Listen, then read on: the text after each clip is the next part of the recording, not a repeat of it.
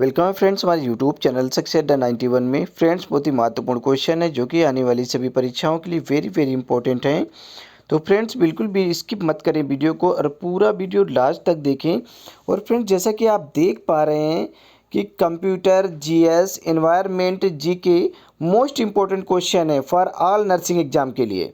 GK के भी question है, जीएस जनरल साइंस के भी क्वेश्चन है और एनवायरनमेंट कंप्यूटर, ठीक है, इन सभी से रिलेटेड क्वेश्चन है और बहुत ही ज़्यादा इंपॉर्टेंट क्वेश्चन है। तो चलिए फ्रेंड्स शुरू करते हैं। हमारा फर्स्ट क्वेश्चन आपकी स्क्रीन पर है, पढ़े पहले क्वेश्चन को। और देखिए फ्रेंड्स पूछा भी बहुत ज़्यादा गया है कि फ्रेंड्स क्वेश्चन बहुत ज़्यादा पूछा गया है, आप देख सकते हैं। कंप्यूटर का पितामह अर्थात कंप्यूटर का जनक किसे कहा जाता है? बताएं फ्रेंड्स, सिंपल क्वेश्चन है। देखिए आप कितनी बार पूछा गया, आरआरबी स्टॉपनर से पूछा गया है, यूपीपीएससी स्टॉपनर से पूछा गया, उत्तराखंड पीसीएस में पूछा गया। और देखिए उत्तराखंड पीसीएस में तो 3 से 4 बार पूछा गया है। ये देख लिए उत्तराखंड पीसीएस में, एसएससी मैट्रिक में पूछा गया क्वेश्चन है और एसएससी संयुक्त स्तरीय मतलब सीजीएल में पूछा गया क्वेश्चन है। और ये देखिए केजीएमयू में पूछा गया क्वेश्चन है, बहुत ज़्यादा पूछा गया क्वेश्चन है ये तो। और इम्पोर्टेंट क्वेश्चन भी है, कंप्यूटर का जनक किसे कहा जाता है? और जिसे आता होगा तो उसको तो बहुत ही ज़्यादा इजी लगता है, और जिन्होंने कभी पढ़ा ही नहीं, ठीक है, तो उन्हें ये क्वेश्चन टफ लगता है, बट ये बहुत ज़्यादा पूछा जाता है। तो ऑप्शन बी यहाँ पे राइट होगा, चार्ल्स बेबेज। कंप्यूटर का पितामह जिसे कहा जाता है चार्ल्स बेबेज को। अब यहाँ पे आप एक्सप्लेन देख लें कि 1837 में सर्वप्रथम चार्ल्स बेबेज ने कंप्यूटर की अवधारणा को मूर्त रूप प्रदान किया था। चार्ल्स बेबेज ने प्रोग्राम योग्य निर्मित अपनी यांत्रिक मशीन को द एनालिटिकल इंजन की संज्ञा दी थी। चार्ल्स बेबेज ने प्रोग्राम योग्य निर्मित अपनी यांत्रिक मशीन को द एनालिटिकल इंजन की संज्ञा दी। उन्हें कंप्यूटर का जनक या पिता कहा जाता है। चलिए फ्रेंड्स अब नेक्स्ट क्वेश्चन देखते हैं। क्वेश्चन नंबर 2 आपकी स्क्रीन पर है। क्वेश्चन को पढ़ें, उसके बाद आंसर दें। इलेक्ट्रॉनिक कंप्यूटर का आविष्कार किसने किया था? बताएं फ्रेंड्स क्या होगा इसका राइट आंसर। देखिए फ्रेंड्स कितनी बार पूछा गया क्वेश्चन है, इलेक्ट्रॉनिक कंप्यूटर का आविष्कार किसने किया था? ऑप्शन आपकी स्क्रीन पर है, आप गेस करें आंसर क्या होगा, इसका राइट आंसर बताएं। देखिए एमपीपीसीएस में पूछा गया क्वेश्चन 2002 में, सॉरी यहाँ पे 2000 में पूछा गया है। और ये देखिए पीसीएस में दोबारा फिर पूछा गया 2006 में, फिर स्टाफ नर्स 2019 में पूछा गया है। हरियाणा एसएससी में पूछा गया क्वेश्चन है स्टाफ नर्स में 2002 में, और यूपीपीएससी स्टाफ नर्स इग्नू में भी पूछा गया क्वेश्चन है। फ्रेंड जितने भी क्वेश्चन हैं कंप्यूटर के बहुत ज़्यादा पूछे आते हैं, तो आप अच्छे से क्वेश्चन को पढ़ें और बार बार रिवाइज करें, ठीक है। जितने भी क्वेश्चन है इंपॉर्टेंट क्वेश्चन है। तो बताएं फ्रेंड्स क्या होगा इसका राइट आंसर। ऑप्शन ए, देखिए ऑप्शन ए यहाँ पे राइट होगा, डॉक्टर एलन एम टूरिंग, ठीक है। इलेक्ट्रॉनिक कंप्यूटर का आविष्कार जिसने किया था वो ऑप्शन ए राइट होगा। अब यहाँ पे आप एक्सप्लेन देख लें कि द्वितीय विश्व युद्ध के दौरान ब्रिटिश वैज्ञानिक डॉक्टर एलन एम टूरिंग ने कोलोसस नामक प्रथम इलेक्ट्रॉनिक डिजिटल कंप्यूटर को डिज़ाइन किया था। द्वितीय विश्व युद्ध के दौरान ब्रिटिश के वैज्ञानिक थे डॉक्टर एलन एम टूरिंग ने कोलोसस नामक प्रथम इलेक्ट्रॉनिक डिजिटल कंप्यूटर को इन्होंने डिज़ाइन किया था। चलिए फ्रेंड्स नेक्स्ट क्वेश्चन देखते हैं। क्वेश्चन नंबर 3 है आपकी स्क्रीन पर, पढ़ें क्वेश्चन को, उसके बाद आंसर दें। क्या होगा इसका राइट आंसर बताएं। क्वेश्चन को अच्छे से पढ़ लें। कंप्यूटरों में वायरस का संबंध किससे, निम्नलिखित में से किससे? बताएं फ्रेंड्स क्या होगा इसका राइट आंसर। देखिए फ्रेंड्स कितनी बार पूछा गया क्वेश्चन है, डीएमआरसी परीक्षा 2002 में पूछा गया है, पीसीएस स्टाफ नर्स 2005 में पूछा गया है, एसएससी सेक्शन ऑफिसर में, ठीक है, एसएससी सेक्शन ऑफिसर में 2007 में पूछा गया है, आरआरबी इलाहाबाद सीसी, ठीक है, 2008 में पूछा गया है। और यहाँ पे देख लें यूपीपीसीएस प्री 2010 में पूछा गया है, पीजीआई स्टाफ नर्स 2009 में, और एसएससी संयुक्त हायर सेकेंडरी में 2011 में पूछा गया क्वेश्चन है। देख लें फ्रेंड्स कंप्यूटर के जो क्वेश्चन है वो कितने इंपॉर्टेंट होते हैं, इससे पता चल रहा है कि बहुत बार पूछा गया क्वेश्चन है। बताएं क्या होगा, कंप्यूटर में वायरस का संबंध निम्नलिखित में से किससे है? फ्रेंड्स यहाँ पे ऑप्शन सी आपका राइट होगा, प्रोग्राम से। कंप्यूटर में जो वायरस का संबंध है वो प्रोग्राम से। अब यहाँ पे आप एक्सप्लेन देख ले कि कंप्यूटरों में वायरस का संबंध सॉफ्टवेयर प्रोग्राम से होता है। कंप्यूटरों में वायरस का संबंध सॉफ्टवेयर प्रोग्रामों से होता है, या कंप्यूटर प्रोग्राम से जुड़कर अपनी घातक हरकतें शुरू कर देते हैं। ये क्या होते हैं कि कंप्यूटर के प्रोग्रामों से जुड़कर अपनी घातक जो हरकतें हैं इनकी वो शुरू हो जाती हैं, जैसे कि महत्वपूर्ण सूचनाओं को ये क्या होते हैं नष्ट करने लगते हैं, व्यर्थ अनर्थ संदेश देना, सॉफ्टवेयर जाम कर देना, ये इनके काम होते हैं जो कंप्यूटर वायरस होते हैं। चलिए फ्रेंड नेक्स्ट क्वेश्चन देखते हैं। क्वेश्चन नंबर 4 आपकी स्क्रीन पर है, पढ़ें क्वेश्चन को। लैन, ठीक है, लोकल एरिया नेटवर्क, लैन का पूरा नाम है लोकल एरिया नेटवर्क, प्रयुक्त होता है। अब आपको बताना है ये कहाँ पे प्रयुक्त होता है। मैंने अभी बताया आपको, लैन लोकल एरिया नेटवर्क, बताएं फ्रेंड्स। और देखिए फ्रेंड्स, पूछा भी बहुत बार गया है। आरआरबी चेन्नई में पूछा गया है, टिकट कलेक्टर वगैरह में पूछा गया है 2001 में, 2002 में, और यहाँ पे देखिए एसएससी मैट्रिक स्तरीय परीक्षा में पूछा गया है, स्टाफ नर्स 2007 में पूछा गया है, ठीक है, एसएससी सीजीएल में पूछा गया है, आरआरबी स्टाफ नर्स में पूछा गया है, और पीजीआई स्टाफ नर्स 2008 में पूछा गया है। तो फ्रेंड्स बहुत ज़्यादा पूछा गया क्वेश्चन है। जितने भी देखिए कंप्यूटर के क्वेश्चन हैं बहुत ज़्यादा पूछे गए हैं क्वेश्चन, और इम्पोर्टेंट भी हैं। लैन का प्रयुक्त, जो लैन है वो प्रयुक्त होता है। बताएं फ्रेंड्स क्या होगा इसका राइट आंसर। मैंने भी बताया लोकल एरिया नेटवर्क मतलब क्या है कि स्थानीय क्षेत्र के लिए प्रयुक्त होता है, स्थानीय क्षेत्र के नेटवर्क के लिए प्रयुक्त होता है। ऑप्शन सी यहाँ पे आपका राइट होगा। अब यहाँ पे आप एक्सप्लेन देख लें कि लैन लोकल एरिया नेटवर्क का संक्षिप्त रूप है। यह एक ऐसा प्रयोग है जिसके द्वारा एक ही बिल्डिंग अर्थात स्थानीय क्षेत्र में रखे सभी कंप्यूटरों को जोड़ा जा सकता है। चलिए फ्रेंड्स, हम नेक्स्ट क्वेश्चन देखते हैं। क्वेश्चन नंबर 5 आपकी स्क्रीन पर है, पढ़ें क्वेश्चन को, उसके बाद आंसर दें। फ्रेंड्स बहुत ही अच्छा क्वेश्चन और सिंपल क्वेश्चन है। पद जो है पीसी, इसका अर्थ क्या होता है फ्रेंड्स बताएं। बहुत ही अच्छा क्वेश्चन है, सिंपल क्वेश्चन है। देखिए एचएसएससी स्टाफ नर्स 2018 में पूछा गया है, और एसएससी एफसीआई परीक्षा 2012 में पूछा गया, और स्टाफ नर्स 2001 में पूछा गया है। बताएं फ्रेंड्स क्या होगा इसका राइट आंसर। पीसी मतलब पर्सनल कंप्यूटर, ऑप्शन बी यहाँ पे राइट होगा। ठीक है, जो आपका ये पीसी होता है, ठीक है, ये फुल फॉर्म होता है इसका होता है पर्सनल कंप्यूटर। ठीक है, ऑप्शन बी आपका राइट होगा। अब यहाँ पे हम नेक्स्ट क्वेश्चन देखते हैं। क्वेश्चन नंबर 6 आपकी स्क्रीन पर है, पढ़ें क्वेश्चन को। स्टोर्ड प्रोग्राम की अवधारणा किसने शुरू की थी। बताएं फ्रेंड्स क्या होगा इसका राइट आंसर, गेस करें। स्टोर्ड प्रोग्राम की अवधारणा किसने शुरू की थी। स्टाफना 2005 में और इग्नू स्टाफना 2019 में पूछा गया क्वेश्चन है ये। बताएं फ्रेंड्स क्या होगा इसका राइट आंसर, गेस करें। स्टोर्ड प्रोग्राम की अवधारणा किसने शुरू की थी। तो फ्रेंड्स यहाँ पे ऑप्शन ए आपका राइट होगा, जॉन वॉन न्यूमैन ने शुरू की थी। ऑप्शन ए आपका राइट होगा। अब यहाँ पे हम एक्सप्लेन देख लेते हैं कि कंप्यूटर के संदर्भ में स्टोर्ड प्रोग्राम की अवधारणा 1940 के दशक में कंप्यूटर वैज्ञानिक जॉन वॉन न्यूमैन ने शुरू की थी। ठीक है, चलिए फ्रेंड नेक्स्ट क्वेश्चन देखते हैं। अब फ्रेंड्स यहाँ से वन लाइनर क्वेश्चन है, ठीक है, जनरल साइंस से रिलेटेड क्वेश्चन है। अब यहाँ पे अच्छे से देखिए पढ़ते रहें और ज़्यादा से ज़्यादा आप रिविजन करें। ठीक है, बहुत ही अच्छे क्वेश्चन है और सिंपल क्वेश्चन है। अगर आपने पढ़ा होगा तो आप आंसर दे पाएंगे। एक गोल जीवाणु क्या कहलाता है। तो फ्रेंड्स यहाँ पे देखिए यहाँ पे ऑप्शन वन लाइनर क्वेश्चन है, कोकस कहलाता है। ठीक है, एक जो गोल जीवाणु होता है, बैक्टीरिया होता है, उसको कोकस कहा जाता है। अगला क्वेश्चन है, क्वेश्चन नंबर 8 है, एक सर्पिल जीवाणु को क्या कहा जाता है। एक जो सर्पिल जीवाणु है उसको क्या कहा जाता है, बैक्टीरिया, तो उसको स्पाइरिलम कहा जाता है। जो आंसर है वो स्पाइरिलम होगा। चलिए फ्रेंड नेक्स्ट क्वेश्चन है, क्वेश्चन नंबर 9। वास्तविक केंद्रक किस में उपस्थित होता है। तो फ्रेंड्स वास्तविक जो केंद्रक है जीवाणु में उपस्थित होता है। वास्तविक केंद्रक जीवाणु में उपस्थित होता है। क्वेश्चन नंबर 10 है, वायुमंडलीय नाइट्रोजन को मृदा में स्थिर करने वाले असहजीवी जीवाणु कौन से हैं।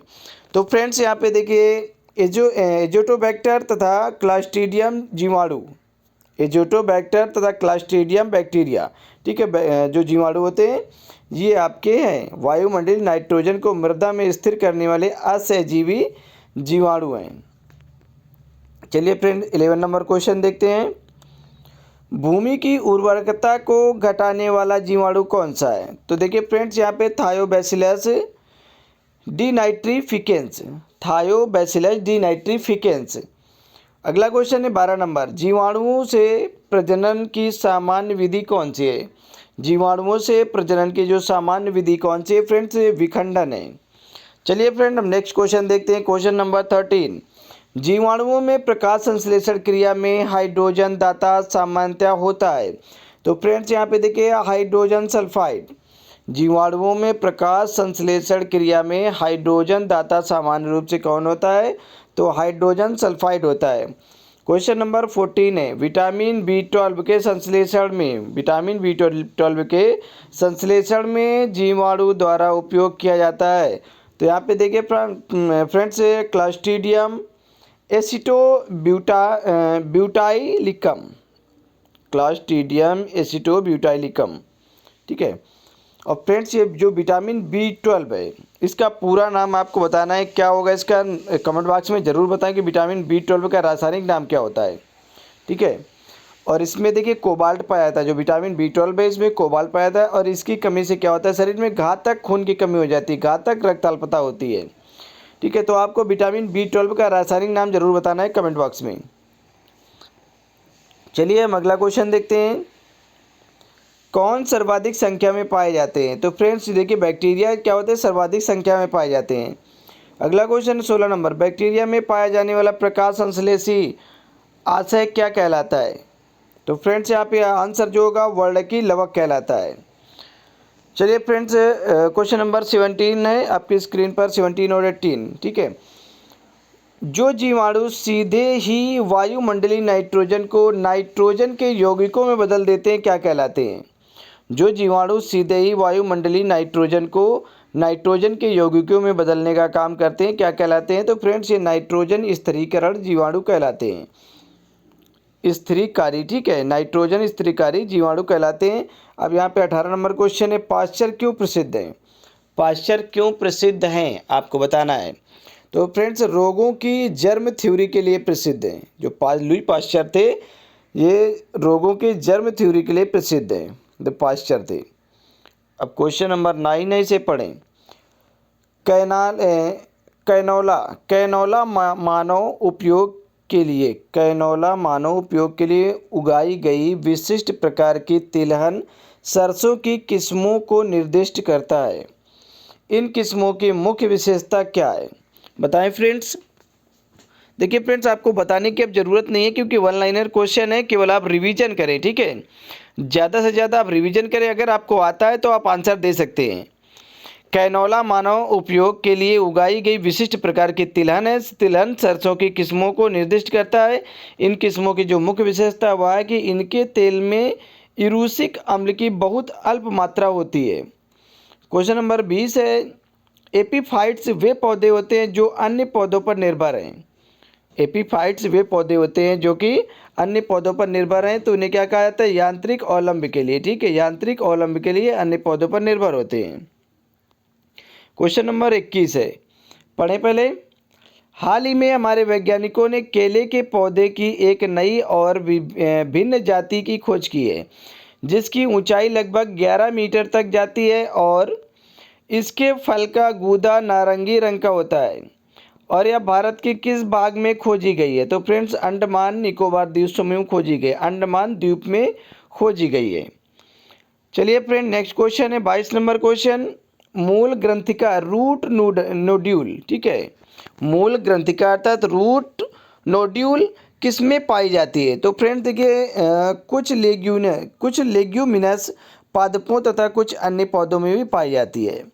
क्वेश्चन नंबर 23 है, अधिक नमक वाले अचार में जीवाणु जीवित नहीं रह पाते क्योंकि? जिनमें अधिक नमक होता है उन अचार जो होते हैं उनमें क्या होता है? बैक्टीरिया मर जाते हैं। ऐसा क्यों मतलब होता है कि बैक्टीरिया मर जाते हैं जिसमें नमक ज़्यादा होता है?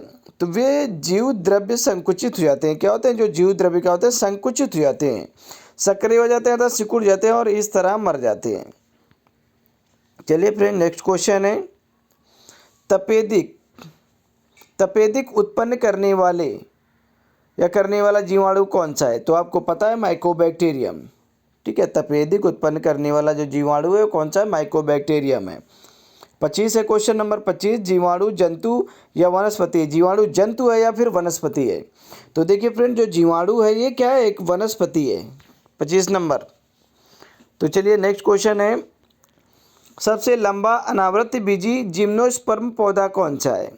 तो फ्रेंड्स ये सिकोया जाइगेंटिया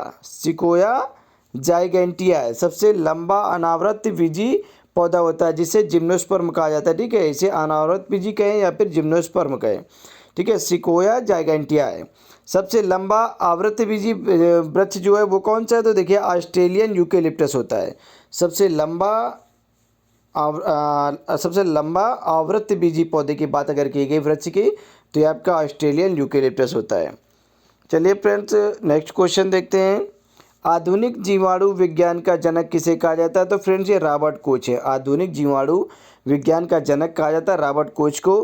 क्वेश्चन नंबर 29 है, जीवाणुओं का कृत्रिम संवर्धन सर्वप्रथम किसने किया था? तो फ्रेंड रॉबर्ट कोच ने किया था। जीवाणुओं का कृत्रिम जो संवर्धन है सर्वप्रथम रॉबर्ट कोच ने किया था। चलिए फ्रेंड नेक्स्ट क्वेश्चन देखते हैं। क्वेश्चन नंबर 30 है, मनुष्य की आंत में पाया जाने वाला जीवाणु कौन सा है? मनुष्य की आंत में पाया जाने वाला जो जीवाणु है वो एस्चरिचिया कोली है। ठीक है, एस्चरिचिया कोलाई या फिर एस्चरिचिया कोली। ठीक है, कई लोग अपने अपने तरीके से पढ़ते हैं, कोई कोई एस्चरिचिया कोली पढ़ता है, कोई कोई कोलाई पढ़ता है। ठीक है, क्वेश्चन नंबर 31 है, अमोनिया को नाइट्रेट में कौन सा जीवाणु बदलता है? तो ठीक है, नाइट्रिक कारक जीवाणु। ऑप्शन सॉरी यहाँ पे ऑप्शन तो है ही नहीं। ठीक है, वन लाइनर क्वेश्चन है। क्वेश्चन नंबर 31 है कि अमोनिया को नाइट्रेट में कौन सा जीवाणु बैक्टीरिया जो है बदलने का काम करता है? तो ये नाइट्रिक कारक जीवाणु। चलिए क्वेश्चन नंबर 32 है, भोजन की विषाक्तता किस में उत्पन्न होती है? भोजन की जो विषाक्तता है वो किस में उत्पन्न होती है? तो क्लास्ट्रीडियम बोटुलिनम द्वारा। क्वेश्चन नंबर 33 है, नाइट्रोजन यौगिकीकरण में कौन सी फसल सहायक है? नाइट्रोजन यौगिकीकरण में कौन सी फसल सहायक होती है? तो फली सहायक होती है। चलिए फ्रेंड नेक्स्ट क्वेश्चन है, क्वेश्चन नंबर 34, नाइट्रोजन स्थिरीकरण में हीमोग्लोबिन का क्या कार्य है? नाइट्रोजन स्थिरीकरण में क्या होता है कि हीमोग्लोबिन का कार्य क्या है, सभी को पता होगा। ठीक है, क्योंकि आप लोग नर्सिंग के स्टूडेंट हैं तो आपको इतना तो पता ही होना चाहिए कि नाइट्रोजन स्थिरीकरण में हीमोग्लोबिन का कार्य क्या है। तो ऑक्सीजन का अवशोषण करना होता है। ठीक है, ऑक्सीजन का अवशोषण करना होता है। अब फ्रेंड्स हम देखते हैं पर्यावरण एवं सतत विकास पर ध्यान देते हैं। ठीक है, पर्यावरण पर ध्यान देते हैं, एनवायरनमेंट पर। सतत विकास लक्ष्य 2017 के सूचकांक में भारत का स्थान बताएं। तो फ्रेंड देखिए 116वां स्थान है। यहाँ पे देखिए सन भी पूछा गया है, 2017 का पूछा गया है। क्वेश्चन नंबर जो 36 है, वर्षा की मात्रा निर्भर करती है। वर्षा की मात्रा किस पर निर्भर करती है? तो फ्रेंड्स वायुमंडलीय नमी पर निर्भर करती है। जो वर्षा की मात्रा है वो वायुमंडलीय नमी पर निर्भर करती है। क्वेश्चन नंबर 37 है, जलमंडल, स्थलमंडल, जैवमंडल तथा जीवों में से पृथ्वी का सर्वाधिक बृहद पारिस्थितिक तंत्र कौन सा है? तो फ्रेंड्स ये जैवमंडल है। चलिए फ्रेंड नेक्स्ट क्वेश्चन है, नेशनल ग्रीन ट्रिब्यूनल जिसे एनजीटी कहा जाता है, नेशनल ग्रीन ट्रिब्यूनल। ठीक है, ट्रिब्यूनल, नेशनल एनजीटी। ठीक है, नेशनल ग्रीन ट्रिब्यूनल की भारत सरकार द्वारा स्थापना की गई थी। तो फ्रेंड 2010 में इसकी स्थापना की गई थी। चलिए फ्रेंड 39 नंबर क्वेश्चन है, पर्यावरण से क्या अभिप्राय है? पर्यावरण से क्या अभिप्राय है? तो देखिए यहाँ पे अच्छे से आप पढ़ लें। भूमि हो गया, जल, वायु, पौधों एवं पशुओं के प्राकृतिक दुनिया जो इनके चारों ओर अस्तित्व में है। भूमि हो गया, जल, वायु, पौधा एवं पशुओं की प्राकृतिक दुनिया जो इनके चारों ओर के अस्तित्व में है, उन संपूर्ण दशाओं का योग जो व्यक्ति को एक समय बिंदु पर घेरे हुए होती है। भौतिक, जैविकी और सांस्कृतिक तत्वों की अंतःक्रियात्मक व्यवस्था जो अंतः संबंधित होती है पर्यावरण कहलाती है। पर्यावरण से अभिप्राय पूछा गया था, तो ये सभी चीज़ें पर्यावरण से रिलेटेड हैं। चलिए फ्रेंड क्वेश्चन नंबर 40 है, पढ़ें से, पृथ्वी पर पाए जाने वाले भूमि, जल, वायु, पेड़ पौधों एवं जीव जंतुओं का समूह जो हमारे चारों ओर है सामूहिक रूप से क्या कहलाता है? तो फ्रेंड्स इसे पर्यावरण कहा जाता है। पृथ्वी पर पाए जाने वाले भूमि हो गया, जल, वायु, पेड़ पौधे एवं जीव जंतुओं का जो समूह है वो हमारे चारों ओर पाया जाता है, उसे उस समूह को जो सामूहिक रूप से क्या कहा जाएगा? तो उसे पर्यावरण कहा जाएगा। चलिए फ्रेंड नेक्स्ट क्वेश्चन देखते हैं 41 नंबर, पर्यावरण किसी जीव के चारों ओर पर्यावरण किसी जीव के चारों तरफ घिरे भौतिक एवं जैविक दशाएं एवं उनके साथ अंतःक्रिया को सम्मिलित करता है। तो फ्रेंड्स इसे हम पर्यावरण संरक्षण अधिनियम 1986 की परिभाषा के अनुसार, ठीक है, ये क्या करता है, संरक्षित करता है। तो किसके अनुसार, पर्यावरण संरक्षण अधिनियम 1986 के अनुसार परिभाषित करता है। पर्यावरण क्वेश्चन कह रहा है कि पर्यावरण किसी जीव के चारों तरफ घिरे भौतिक एवं जैविक दशाएं तथा उनके साथ अंतःक्रिया को सम्मिलित करता है। तो ये 1986 के अनुसार। अब यहाँ पे 42 नंबर क्वेश्चन है, पर्यावरणीय सुरक्षा से संबंधित नहीं है। तो गरीबी कम करने का जो आकलन है ये क्या है, पर्यावरणीय सुरक्षा से संबंधित नहीं है। चलिए क्वेश्चन नंबर 43 है, भारत में पर्यावरण संरक्षण अधिनियम कब पारित किया गया। तो फ्रेंड अभी आपने पढ़ा था कि 1986 में। भारत में पर्यावरण संरक्षण अधिनियम कब बना था, तो 1986 में बना था। क्वेश्चन नंबर 44 है, देख लें, पर्यावरण बनता है। तो पर्यावरण देखिए किससे किससे बनता है, तो जीवी घटकों एवं भू आकृतिक घटकों तथा अजैव घटकों से पर्यावरण बनता है। क्वेश्चन नंबर 45 है कि पर्यावरण के कुछ कारक संसाधन के रूप में कार्य करते हैं तथा कुछ कारक कार्य करते हैं। बताएं फ्रेंड्स क्या होगा, पर्यावरण के कुछ कारक संसाधन के रूप में कार्य करते हैं तथा कुछ कारक कार्य करते हैं। तो नियंत्रक के रूप में कार्य करते हैं।